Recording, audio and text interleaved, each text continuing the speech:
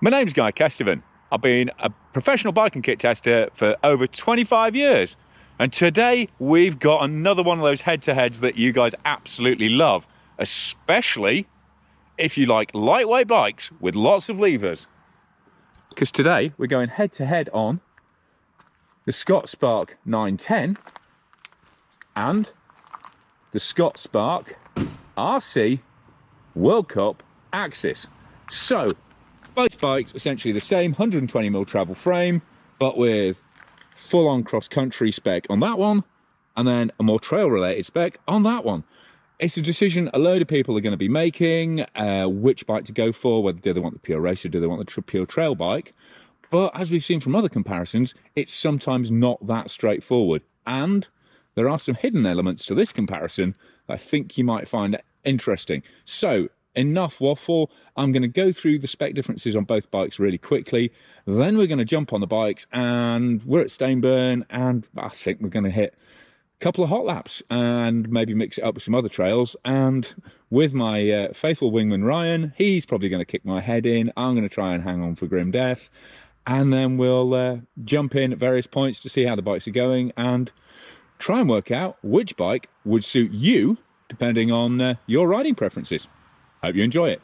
So I've already done detailed tech talk rounds on both these bikes, so I will put links into that up the top for both of these. This is the Scott Spark 910 and that is the Scott Spark RC World Cup Axis. Now that means, because that's the more expensive bike, that gets the HMX mid-range carbon frame, and that gets the HMF, which is the lower level carbon frame. So there's a few hundred grams difference in the frame weight, and because that also gets X01 rather than GX, which you'd get on the RC bike at the equivalent price. God, I'm making this complicated. Basically, if these bikes were similar on price point, that would be 700 grams heavier than it is, which is why there's a full bottle and cage on there, so the more expensive bike does not affect the physical comparison, if you see what I mean. Then I've set them up to ride pretty much identically in terms of how much shock travel they're using, how much progression and everything, although that's the Fox bike and that's the RockShox bike, so the numbers, the actual pressures and clicks on the dampers are slightly different. They are both set up to ride very, very similarly, and to be honest, I'm filming this after we've ridden them both, and as you can see, you know, pretty much on the fork, they've used pretty much exactly the same amount of travel. The difference is, on the 910, you've got a 130mm travel Fox 34 fork. It's not a step cast, so it's the full fat, full bottom leg fork. Hasn't got the cutaway, it's not the lighter version. Whereas on the RC bike, you get a 120mm RockShox SID, which is a significantly lighter fork. I think off the top of my head, it's about 400 grams lighter. I think that's a 1500 gram fork. That's a 1900 gram fork. But in terms of rear travel, both 120mm, and the geometry is pretty much identical. There's a very, very slight difference because that's a slightly longer fork. But most of the geometry change comes from the fact you can switch the headset cups around. So this is, in default mode, is 66 degrees. Sorry, no, 65.9 degrees, and it's standard mode, where it's 65.8 degrees, whereas this, in standard trim, is 67.2 degrees. And you can see, obviously, cockpit differences as well. This has the one-piece carbon Fraser IC SLXC bar. I mean, you can get these in different sweeps and widths and stem lengths. This is a 740mm with, as you can see, almost an inverted stem. Whereas this has separate alloy bar and stem combo. Both use this system where the cables all go down inside the stem. Sorry, go down alongside the stem into this cowl on the back of the stem and down through the headset bearing, which has its horrible complications when you come to service them, but it definitely keeps things neater. And because this is an Axis wireless bike, obviously it doesn't have the gear cable on this side, but both of them have the triple lever twin lock system on that side with the dropper underneath as well. So congested on that side, clean on that side, and that's kind of more congested both sides. Oh, I said I wouldn't get into the detail here.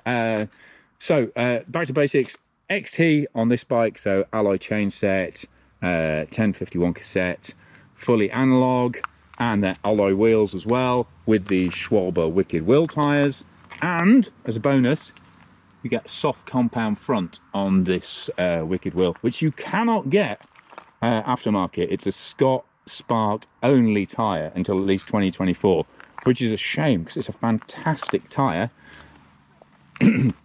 And then on the RC, you get Recon Race 29 by 2.4 Maxxis front and rear. So, any other differences? Yeah, 160mm rotor on the back as well. So, in terms of if this was the Scott RC, let me get this right, team issue Axis bike, which would have, when they, that means they both have the HMF frame, that would be 11.83 kilos, and that is just under 12.5 kilos. So you're looking at, God, what's that off the top of my head? Around 700 grams weight difference.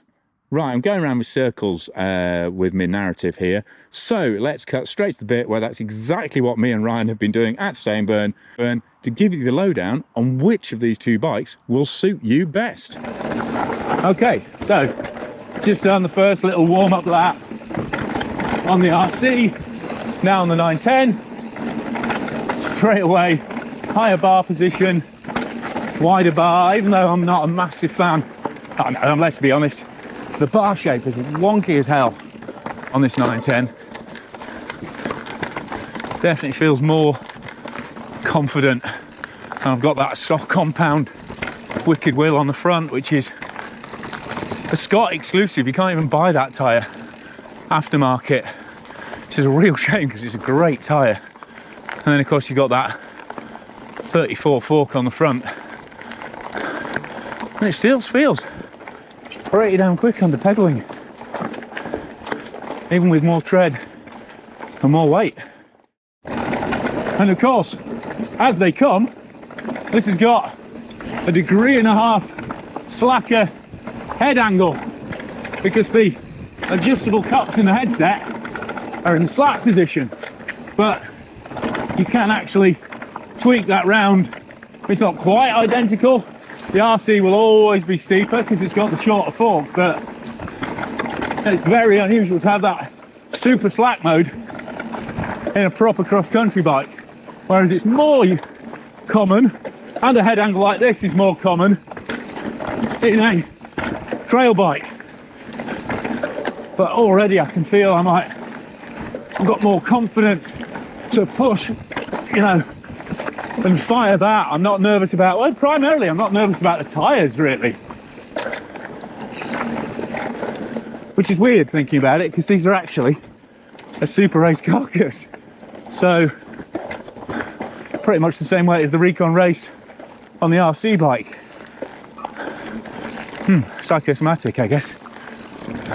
Right, so the infamous Stainburn hot lap, which I'm pretty sure Ryan is the record holder on these days. Joe Raff nearly had it, Mr. Hard Rock. Basically, red start, red descent, black climb, and it's a beast. I mean, it isn't your standard XC loop by any stretch.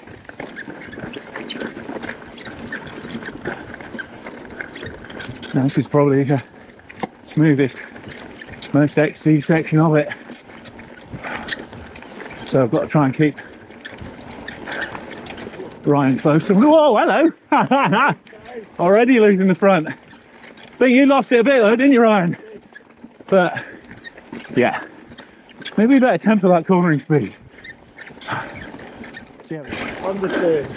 And I can feel like I'm taking tighter lines and got a little bit of a roll acceleration advantage out of corners, even though Ryan's fitter. But that's not going to last. We're in sight, round the turn, saddle drop, shock open.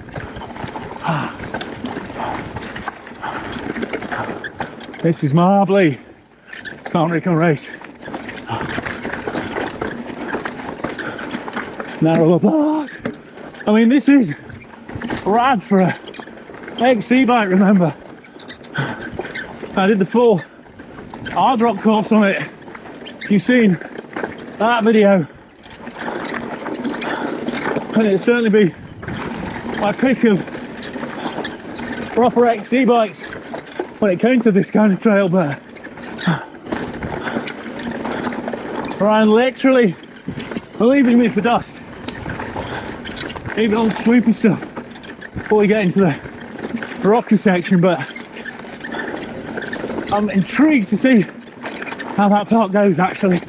I mean, the handling balance is lovely, turns in just how you'd want, and that Sid Select Plus RC3 doing a very good job on the chunkier stuff, as is the rear suspension.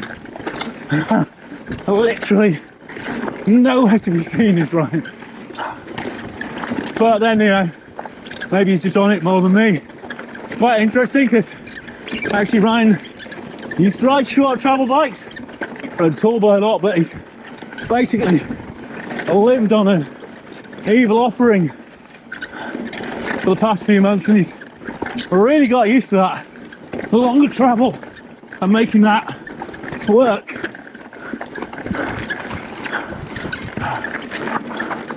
You know what? Alright though. God, I've not run wide on that for a while.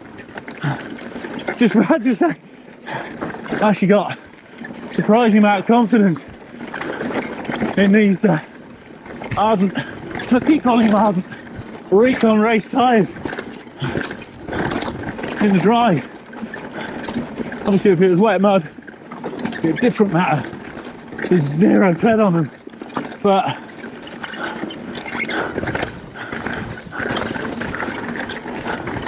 I can kind of feel that Ryan hasn't extended much in this bottom section, which is interesting. So it means it's maybe more of a geometry grip thing on the upper section rather than a suspension control thing, which I have to say, I've ridden both bikes a lot. I was expecting, right, climb time, need to shut up, push on, see if I can use this lighter weight slick tyres to grab some time back, but I doubt it. And I've got to say, well, I felt far from perfect up there, but I felt amazing, totally poised, turning in really nicely, used every different shock mode for each section, and while I'm pretty sure I didn't gain on Ryan, I could still hear him, so I don't think he pulled much out of me, but he's definitely going to be pulling away down here. I think his initial feedback was that, oh, sorry, wasn't even thinking then. Cheater line, he's going to kill me for that if he sees it. But he was definitely more spooked on this, having come off the evil, than I have been, because I've been riding it a lot. Right, breathe, not banter.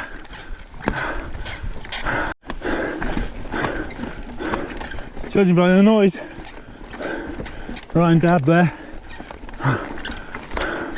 so I'll get a story on that later, but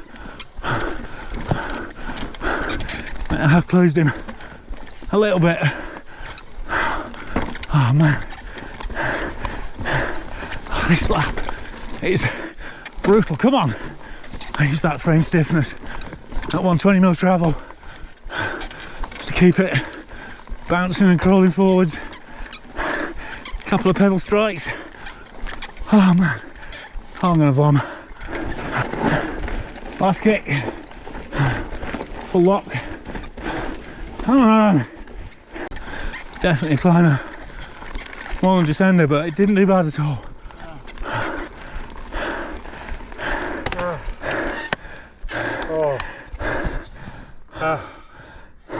Oh, That's Ryan's statement. I dabbed Yeah, I heard. in places I don't normally dab. Okay. Airfoot or bike? Both, I think. I got hooked up on rocks when I was going a bit slow in technical uphill. Be interesting to see how much that one in theory should be worse. Hooked up at the front actually. Yeah. Let's see. Yeah. Oh man. Oh. Oh. Sensational. Oh. It was Ryan who said I should film this. Yeah. Oh, I didn't think I tried that hard.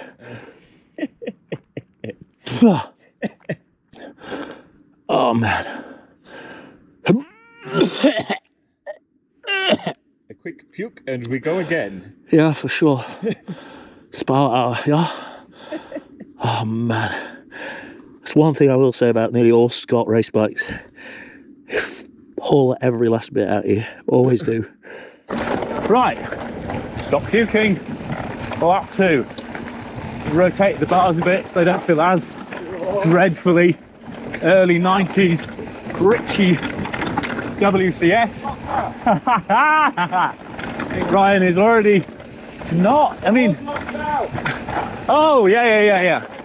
Sorry, I'd locked it out for him and forgotten. Let's check mine. Sorry mate. Oh, tell you what, notice the axis gearing is a lot quicker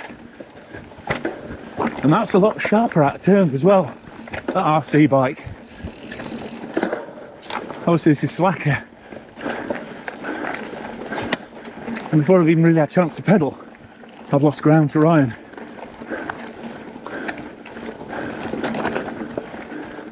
Still sliding through the turns. Interesting.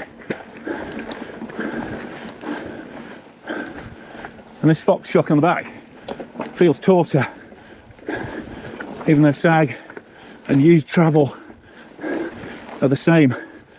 I made sure, well, sag's actually slightly less than this, but it's less progressive. And as expected, slick tyres, lighter bike. Ryan is away.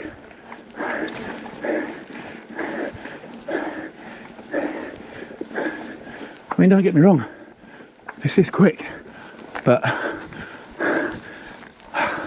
our RC is hyper fast on this stuff. Oh, Ken, come on, Ken, adjust. You're meant to prefer the slacker stuff. Forget about the advantage on the climb is gone. Ryan's already well into the descent. I haven't even got to the top yet. Whew. Come on. Oh, 910. And Ryan commented it is quite a lot noisier, this bike. Not sure why, because identical. Oh, of course, hang on. It's the gear cable, isn't it? This has got a gear cable inside. Axis bike obviously hasn't. That's what you can hear slapping around. But so much more. In fact, I'm chatting to you about gear cables while getting it lent in. Shows us naturally how much more confidence, woo, pop and pump I've got in this 910. But I really noticed on Ilkley Moor the other night, when you properly start hitting chunks at high speed in the bouldery stuff, well, that's when this fork suddenly stacks up a gear and makes you realise it is one of the premium. Whoa! Oh, see, you haven't said that offline. I think I did that better on the SID. Like lower load stuff, I think that lighter SID, I say it's actually better for a lot of the situations that Scott really makes sense in. It's almost overforked with this 34. By the time you're pushing it really hard, the back end, and not just that, brake cable feels like it's complaining more than the Deluxe in the Spark RC. So I'll be really interested to see how Ryan's got on down there. So it's probably going to be 5 minutes before I have to see her again. Ah. Come on. Yes, really. Certainly you don't feel like I'm any less beaten up on this bike coming down there. If anything, feeling more rattled. Just like the brake gear cable. But obviously, you know, big speeds, you've got the grippier tyre, you've got more fork travel, bigger rear rotor. And considering that's 400 grams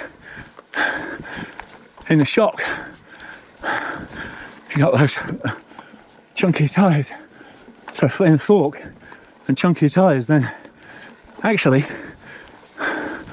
750 grams weight difference overall isn't much at all. Yeah, because you've got alloy bar and stem on this as well, rather than super light one piece carbon. So in spec alone and psychosomatically, you're getting a lot more control and chaos proofing equipment for that small amount of extra weight. And of course, even things like alloy chain set versus carbon one all counts. I mean, that counts quite a lot. Oh man, I have to stop talking. Ryan, absolutely nowhere to be seen. Probably at the ice cream van in Otley.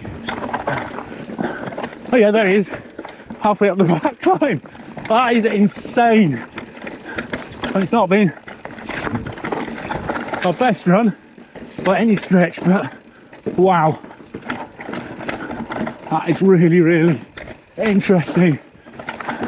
This is not like, as you'll see, it's not like I'm absolutely rallying this bike. Not even sure I'm riding it any harder. Come on. And yet Ryan has vanished. And when I was on the RC, I was a lot closer. I notice the actual pedal feel is identical. It's just you get that little bit further with each stroke on the RC. Oh man, this is painful today. Me, not the bike, but thank Lord we are on sparks. Oh no, dabbed. I was gonna say, in open mode, the RC in the rock shots definitely feels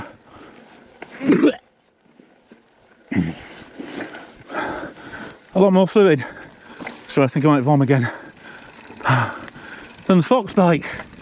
This feels, although I've got it in traction, even when it's fully open.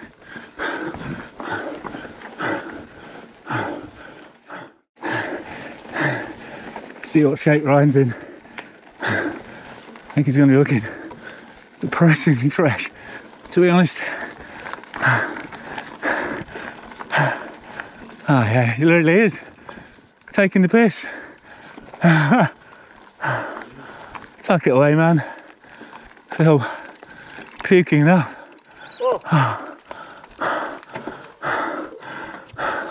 What do you think? Talk to me, because I can't. Okay, I've been thinking about it while I've been waiting for you. Yeah, how have you used that 15 minutes? Here's what I feel. I got on that one with the bigger travel fork. Much preferred the shape of it and feel of it, and thought this is going to be the one I like more. Just feels more confident. The shape feels great. I've ridden them both. I think that one overperforms switch shape and that one underperforms switch shape.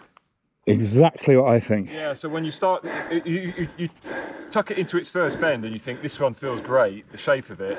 When it starts to get tricky, when you start hitting stuff, that for me loses it, and that actually starts overperforming, and it's like, oh, okay, it's better. Oh, okay, you're up for that. Yeah, that's the way I feel. Yeah. Rear suspension overall. I think the back feels harsh versus the front. Okay, compared, but Fox bike or RockShox bike? Which did you think was smoother on the climb in open? But this actually, I got on better with this. Yeah. Again. Yeah. Well, I didn't dab. Cha-ching! I didn't dab on the second lap. I dabbed on that. You did. Yeah. Did you get hooked up? Yeah, on a normal one, just bit of pukiness, bit of pedal, not even a pedal tap, just didn't come up. That feels like I'm running traction compared to that in open. Yeah, I was really surprised. I said to you at the start, I don't think I'm going to enjoy this. Yeah. On this bike. Well, you did a whole thing about, well, trail bikes pedal so well now. I'm used to long travel trail bikes. Yeah. You know, like, I'm not sure how relevant this is, but they're so good, long travel bikes, and I don't see why you'd want a lighter, shorter travel bike. But now? Well, I don't understand the question. Do you now see there's more of a place for that bike? There's more of a place for that bike than that bike, if you ask me. Yeah. Yeah. Because the attributes of that bike aren't that uncommon.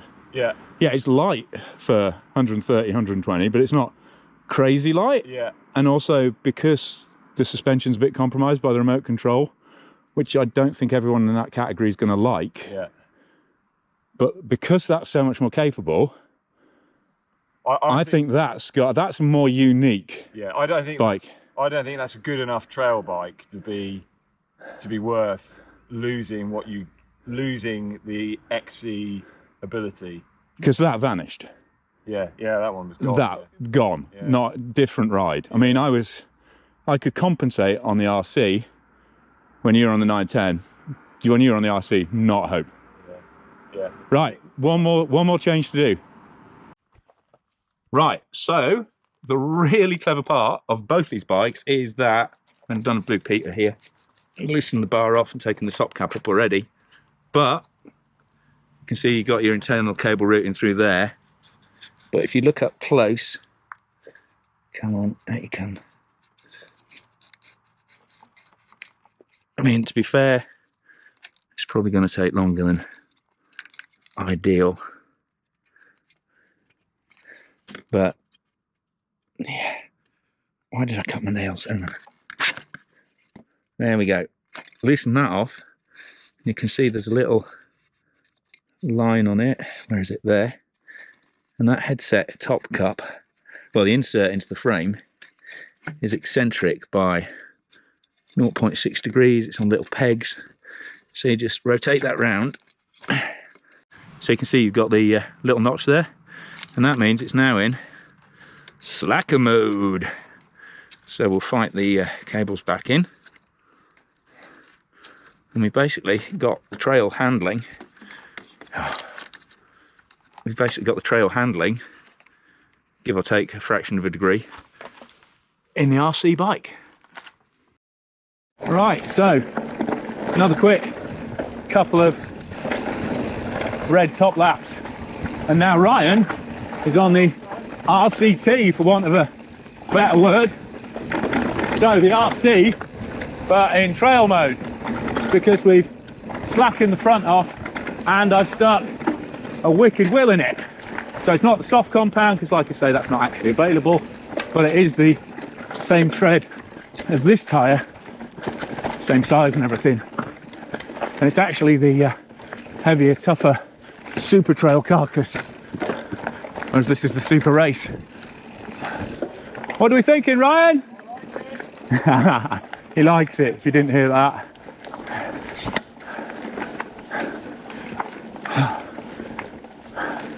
There he goes. I mean, this is a great bike, but it's up against many more great bikes in this category. Tell you what, it would help if I'd unlocked it for that descent, but again, shows it's not a full lockout at least. Oh man, Ryan is enjoying that way too much. Whereas that RC, especially with the ability to do what we've done to it, really is something exceptional. And I'd say it's the more versatile and sorted of the two. Interesting. But it's great to have Ryan confirming that with zero prompting and just little things. Just knowing that he'll have got 2 pedal strokes out of that and like counted for 3. Every little turn or deceleration, acceleration. People can say what they want about weight not making a massive difference on climbs, but maybe on a smooth, consistent speed surface, not so much. But when you're accelerating and decelerating and cranking over little lumps, difference is massive. Jungle is massive. Chance of me throwing up again. It's fairly massive. Ha! Sweaty.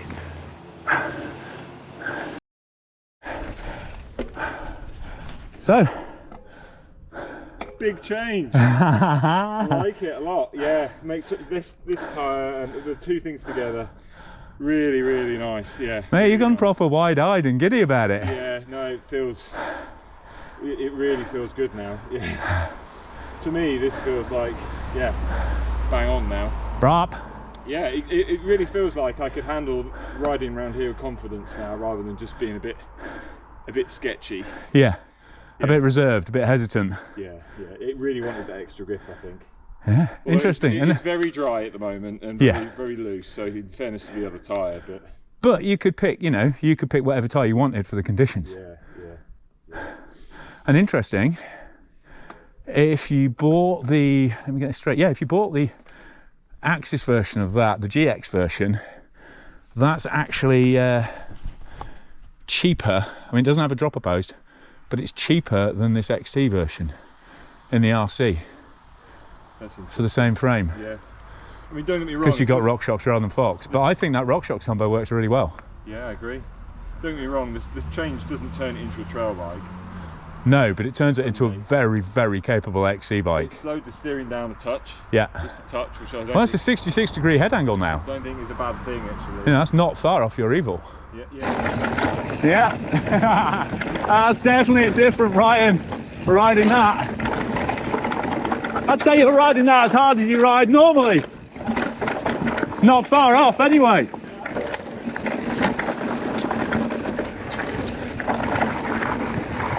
No, it certainly doesn't feel like I've got a massive, well, I haven't really, just the fork difference. But I'm surprised how, considering how good I know this fork is in trail setup, I haven't ridden the 140 on the white T140, Jesus, it's gone, bastard. Yes. Oh, sorry. Thank you.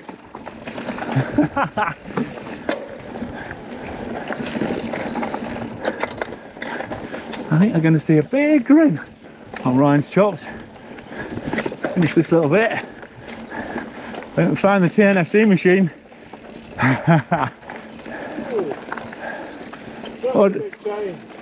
Yeah.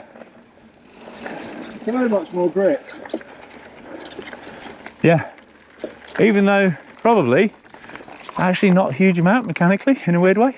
Yeah. It's just angles and confidence, geometry. Yeah, confidence. Not so much compound. Yeah. Really enjoyed that. Whereas I didn't really enjoy it previously. I was sort of getting through it. So yeah, what a difference. It's a good bike now. Like it. Boom. Ryan, thanks so much, mate. I know you're on a time count, so Thanks as always I'll lay it down. for wingmanning. And I'm going to do the little Patreon blurb now because Ryan's one of my Patreon guys who supports me on a monthly basis. And contribution makes a massive difference to footage I can put together, time I can spend on the channel. So if you like what I'm doing, jump in with Ryan and sponsor me on Patreon. That'd be massively appreciated. Cheers, mate. Yo. Right, so it's the inevitable Strava comparison time. So what was yours, Ryan? Basically, they're very quick. Yes. You got top 10 today on a couple of climbs. Yeah. 2 seconds off your fastest on, was that the trail bike or the RC bike? On the trail bike, which it was when I was fresh on the first lap. Yeah. Overall hot lap, which is around 10 minutes sort of lap here at Well, Staying for you. Yeah, the give or take. The RC, which is the smaller travel bike, was a few seconds quicker. Yeah, but it was also quicker on the descent as well, interestingly. It was, yeah, because actually I just found it more accurate. I found myself understeering with the trail bike. Yeah. More and just going offline in places where I don't normally go offline. Yeah. I ride here so often. Yeah, and yeah, I mean, I'd agree with that. So although you can slacken it out, and we prefer the way it feels when it's slackened out, that might not be actually the fastest way to run it. Mate, numbers and science and things. We should do something on pink bike. Nah, it's just ride, eh? Always. Yeah. Oh, actually, one thing to add, actually, maybe do this as a separate cut. Because remember we did the summary, Yeah. which between the two bikes. Come round here, let's just do it and say what we thought. So, quick thought on overall opinion, which is that this feels like it's been honed and refined from years or maybe even decades of making this XC bike like the best it can possibly be. Which you're right, it has. I mean, that's like the years and years and years of being that a pretty radical, progressive XC bike. And this kind of different prospect just doesn't feel like it's got that depth of yeah, that feels like a modified race bike. Yeah. Whereas that is kind of the pinnacle of race bikes, if that's the kind of race bike you want. This feels like an early attempt at doing something. Yeah. That feels like a very, very, very mature, well-refined execution. Yeah. Yeah. Which again, it is. You're a savant, mate. You're a savant. It's good, him. Cheers, Ryan. Right. So, I'm on the slackened RC now, and you know, it is significantly different. 1.2 degrees slacker, so 66, not 67.2. So even though you've still got that little 740mm bar with the downturn stem, the confidence and the ability to push around on that wicked wheel is so markedly different. So much more stable and settled. I mean, yeah, there's a difference coming out of turns. It's not quite so as sharp to kind of nose into the next climb and attack, but it feels amazing on descents. And because it's all in the headset, you've still got that really good steep 76.6 seat angle to drive you forwards on the climbs. Oh man, the bearings on this need some love though. Proper creaking and howling now. Bless it, it has had a hard life, this bike. It's like I say, Sparks, you always want to ride them flat out.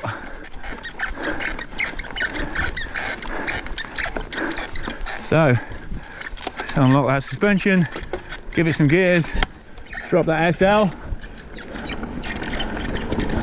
What's interesting, I haven't once thought about, I mean, yeah, I'm more aware now I'm thinking about it, that the saddle is slightly higher under my butt because it's only got 100mm drop, but apart from that, it doesn't feel like it's getting in the way of chucking the bike around, and it saves significant amount of weight over the full length dropper post. So again, you're just nibbling away the grams, gaining an advantage on the climb all the way through. And obviously, changing the head angle isn't going to change that at all, but it means you can just power it into sections like that. Just far more secure, shoving the nose through corners. This was absolutely awesome in this setup. This is the Goldilocks bike, RCT, whatever you want to call it. Slack RC is where it's at for me, baby. Woo! Boom!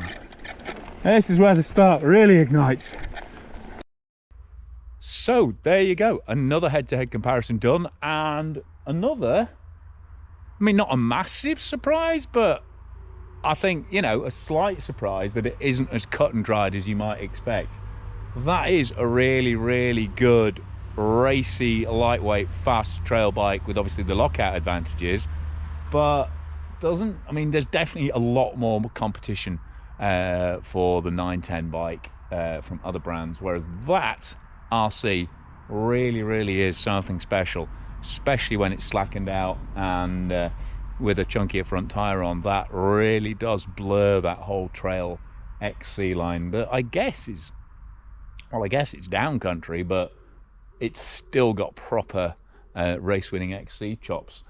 So I hope you found that interesting. I've certainly enjoyed, well, I haven't necessarily enjoyed trying to keep Ryan on site on the climbs, but I've definitely enjoyed the comparison between the two bikes and had excellent few months riding, particularly the RC, and then a couple of weeks riding the 910. So make sure you watch the 2 full live ride reviews on the bikes from Hard Rock Enduro. Watch the in-depth tech talk rounds on both bikes that I've already shot. And yeah, there's a whole load of other videos on bikes in this category as well, like the Blur, the Tall Boy from Santa Cruz, the Specialized Epic Evo. I still haven't got a transition spur, before anyone asks. Availability is just non-existent. I've been trying since those bikes came out. And also, oh, the Carbon Wasp, if you fancy something Yorkshire and homegrown. And I'll hopefully be getting a long-term version of one of those soon, which is right pretty much slap bang on between where these two bikes sit. So really, really looking forward to that. But I'm waffling on as per usual. I've already done the Patreon bit with Ryan because he's one of my patrons. So massive thanks to Scott for lending me the two bikes. Certainly for lending me the RC as long as they have. Thanks to Dear Recycling UK, to PTs and Crud for sponsoring the channel. And thanks to you guys for watching. Please click for notifications. Click to subscribe, give this a thumbs up, like if you've enjoyed it, but most of all, tell your mates about the channel, because that's how the news really spreads and I get more viewers, which means I can justify spending more time talking to you about bikes with a GoPro. But for now, I've been Guy Kestevan on Guy Kest TV, head-to-head comparing the Scott Spark 910 and the Scott Spark RC World Cup Axis. Hope it's been useful.